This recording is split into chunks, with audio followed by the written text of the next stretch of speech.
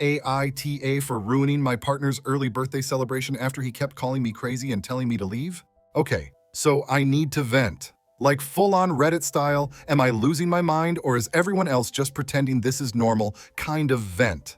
So I, 23F, had been seeing this guy, let's call him John, 24M, since May. It was casual, kind of, but not? Like we weren't officially boyfriend, girlfriend, but we'd had the exclusivity talk, and I was at his house almost every weekend. We were something. Anyway, his birthday was coming up, but since his actual birthday weekend was packed, he decided to do an early celebration last Saturday with his friends. Said I should come. I was like, sure, why not? I even asked if I should dress up, and he said, nah, it's chill. Red flag number one, looking back. I meet him at his place. He's already drinking. He's doing that thing where he acts like he's not drunk, but his eyes are glassy, and he's giggling at stuff that's not funny. One of his friends, I think his name was Dylan, had a little baggie of something, and I overheard, we'll split it later. Okay, cool. We Uber to his friend's apartment for pre-drinks. Uber driver drops us off like half a block away. I'm talking as we walk, just chatting about some girl I saw at uni who got a massive tattoo of her ex's name. Harmless story. And John just stops. He grabs my arm, pulls me aside, and goes, can you stop talking? You're acting crazy. I literally froze. I was like, sorry. He goes, you're being way too much. Just tone it down, okay? I'm standing there blinking like I just got slapped. I've never had someone say that to me sober, let alone in front of his mates. I kind of laugh it off, awkward laugh, and walk with them. At the apartment, I say hi to everyone, sit at the table, and start texting my sister who's on her way. John waves at me to come sit with him and his friends on the couch, but I'm comfy where I am. Alex, another one of his friends, sits near me and asks about uni. We talk, normal conversation. My sister, 20F, arrives. We hug, we start chatting in our native language. John doesn't speak it. He asks, what are you saying? And I say nothing important. That clearly bugs him, his jaw clenched. Whatever. Then, this is where it starts getting ridiculous. A couple of people ask why I'm being quiet, and I say something like, well, apparently I was acting crazy earlier. I laughed when I said it. Sarcastic tone. I wasn't crying in a corner or anything. John overhears and storms in like it's a damn courtroom. Are you trying to embarrass me? I told you to come down to my level. You're too high energy. I blink again like, are you serious? I say, maybe you should try matching my level for once. He literally scoffs, like this grown man scoffs, and walks out.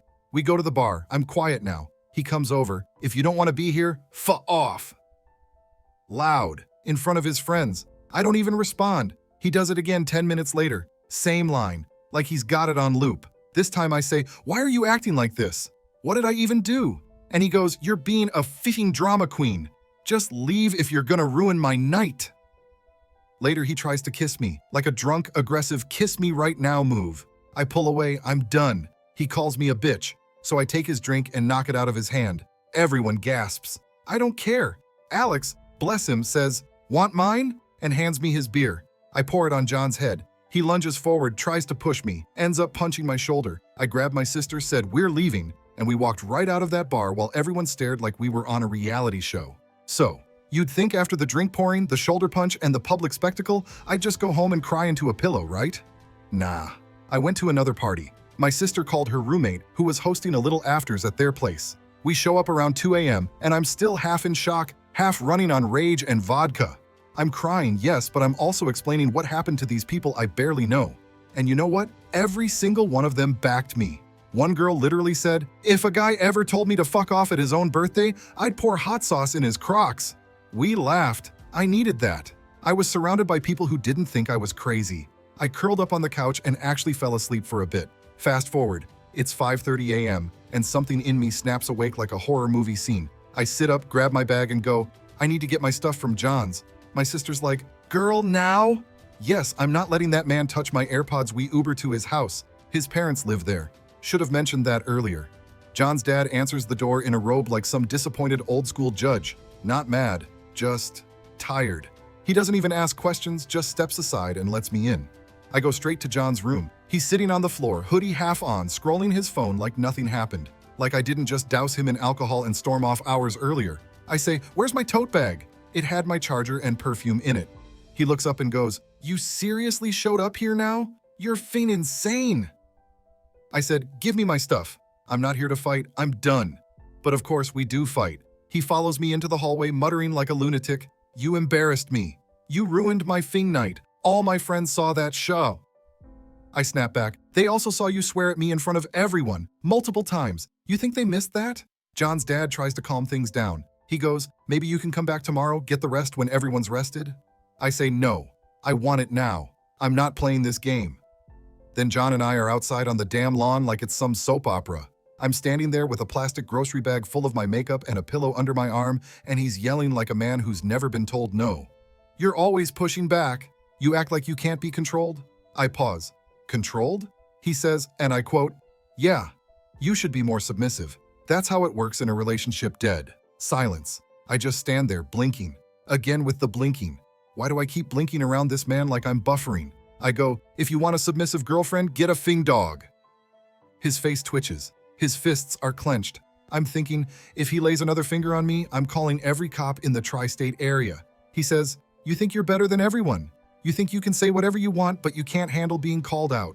And I'm like, being told I'm crazy for talking about uni to your friend is not being called out. It's you acting like a controlling diptus because you're high and insecure. Then I bring up the past fight.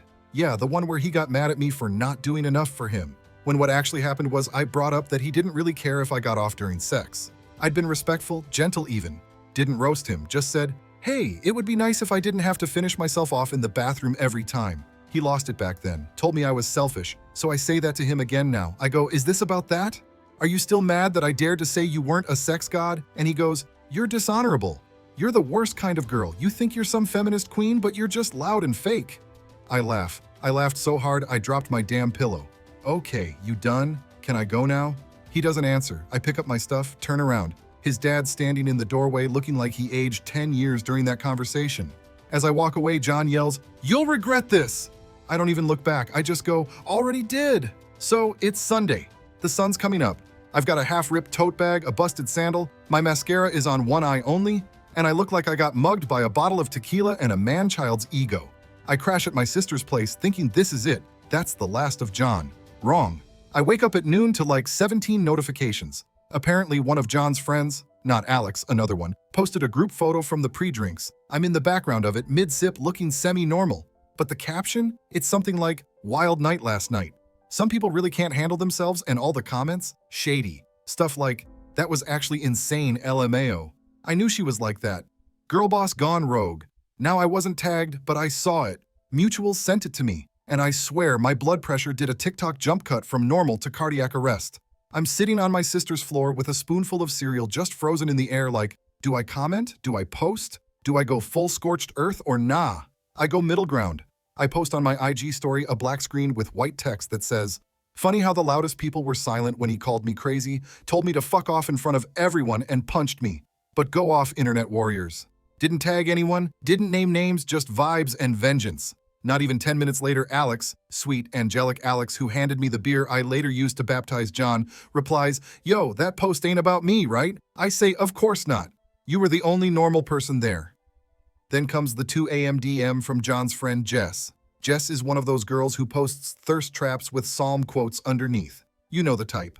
Anyway, she sends this essay, like paragraphs. Here's a dramatic reenactment. Jess, 2:03 a.m.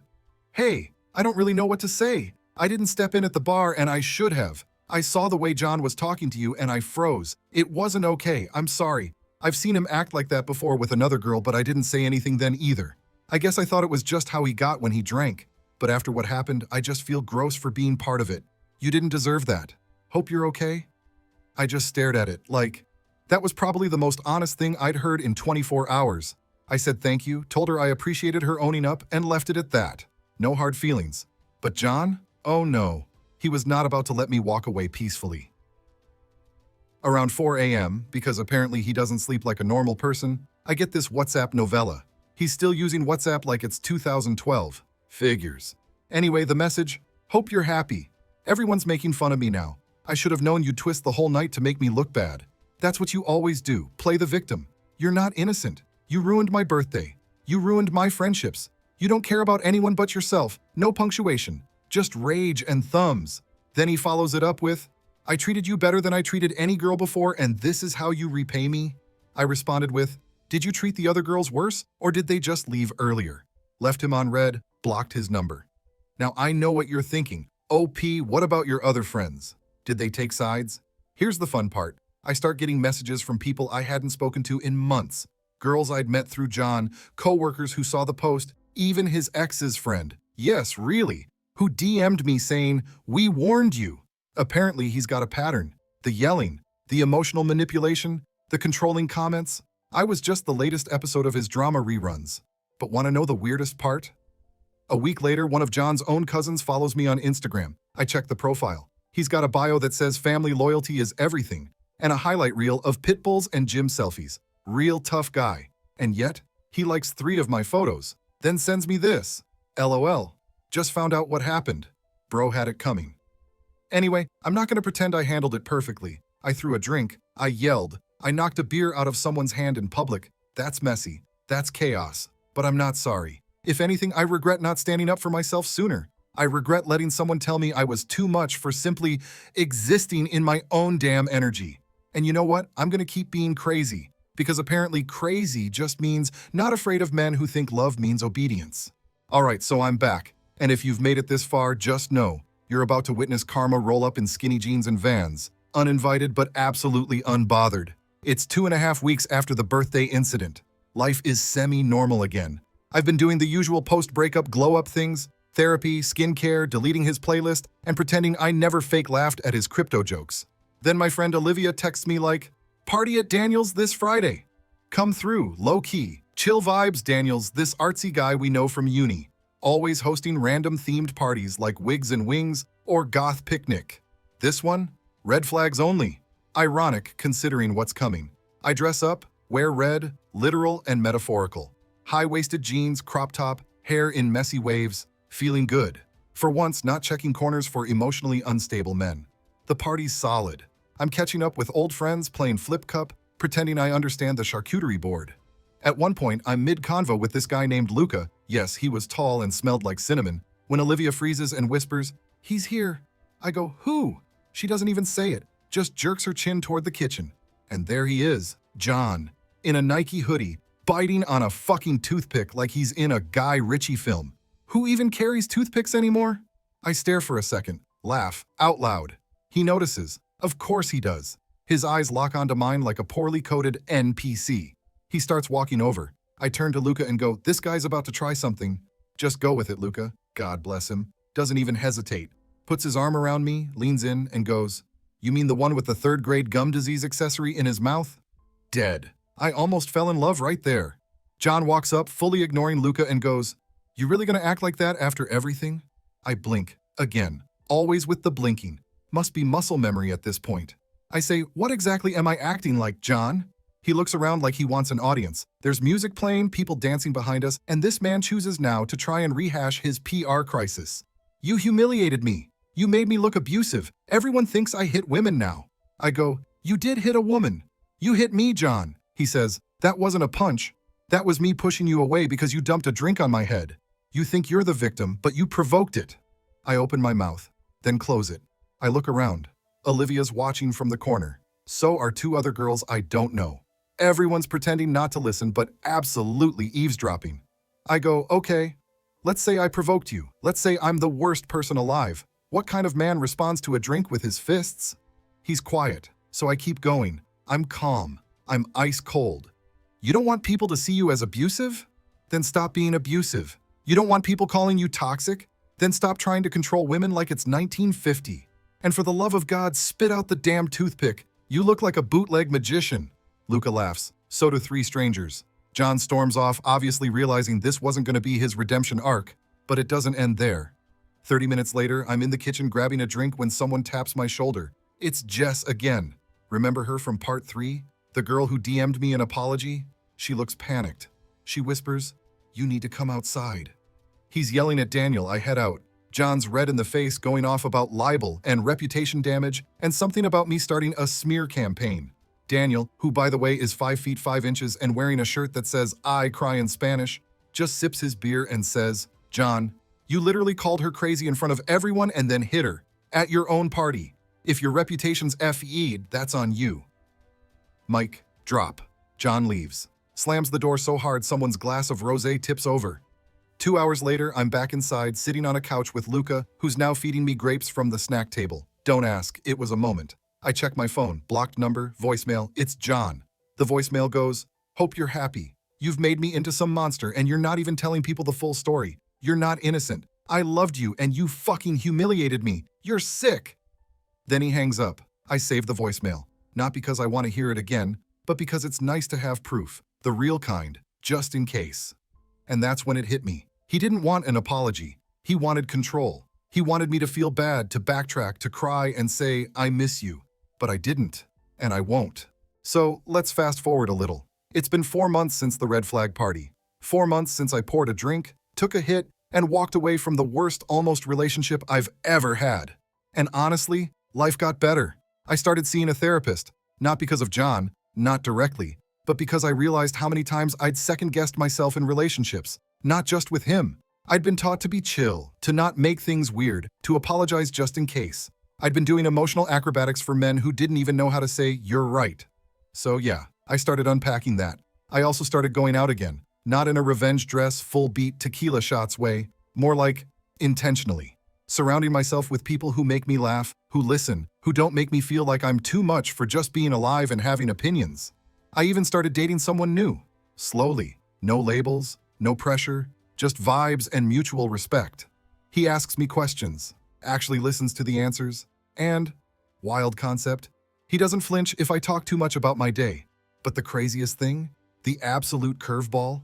It came in the form of a Facebook message. Yes, Facebook, like it's 2008, from someone I didn't recognize. "Hey, this is weird, but I'm John's younger sister. You don't know me and we've never met. I just wanted to say thank you." I blink. Yep, still blinking. Some things never change. I reply cautiously, "Hi." "Thank you for what?" She types back almost instantly. "For standing up for yourself. I saw the whole thing go down online, and I heard about what happened at the party. I wish more people would have said something. John's been like this for years, with me, with our mom, with girls he dates. We've all walked on eggshells around him because it's just easier. But after what happened with you, it was like the spell broke. My mom finally told him to move out. My dad's backing her. He's furious, but it needed to happen. I didn't know what to say. I just sat there, holding my phone like it was a bomb that never went off." She followed up with, "You didn't ruin his life. You made it impossible for him to keep pretending. That's not a bad thing. That's called accountability. So thank you," I cried.